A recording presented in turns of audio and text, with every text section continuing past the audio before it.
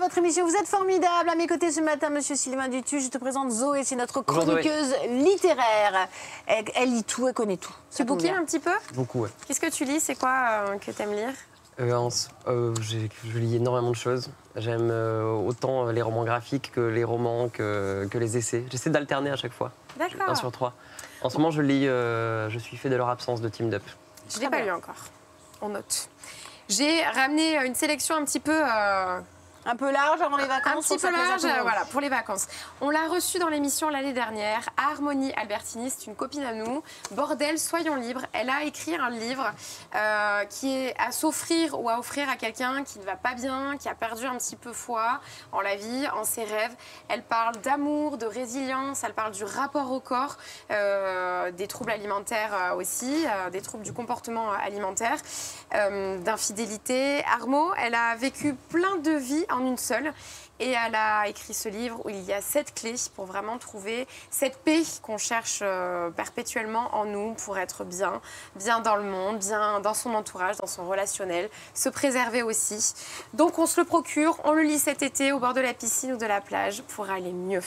Un livre de développement personnel. C'est vrai, c'est du développement. Et puis c'est très humain, c'est quelqu'un qui a transcendé un petit peu toutes ces étapes de vie. Donc ça, c'est super, on l'a reçue dans l'émission, elle est vraiment super. Sophie Astrabi, La chance de sa vie, on l'a reçue également dans l'émission. C'est son tout dernier roman, il est génial. Ça parle de Stanislas qui a une vie pas ouf, qui a 40 ans, voilà, s'il n'y a rien de... on peut être très bien à 40 ans, je vois pas le y a rien pas de... ouf et qui a 40 ans. Non, c'est pas ouf.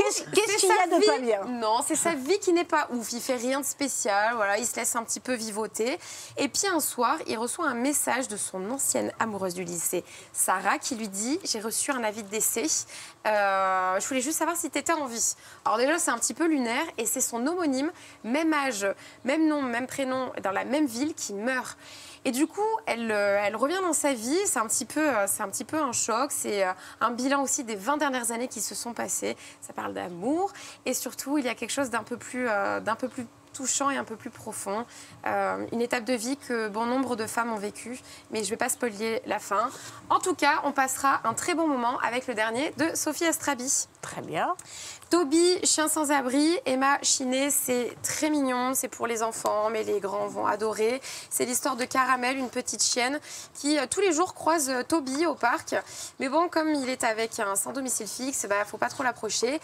Et puis un jour, notre petite Caramel se perd en plein milieu de la ville et elle est récupérée justement par Toby et son papa qui vont s'en occuper.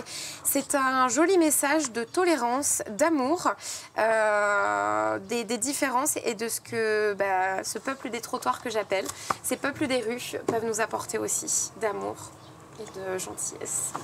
On adore. Merci beaucoup Zoé, très jolie présentation, ça donne vraiment envie ce dernier, tu vois, tu m'as séduit avec Toby. Ça fait du bien, les livres pour enfants en fait. Ouais, ça fait du bien, j'adore en plus les illustrations sont top. Il y a plein d'amour.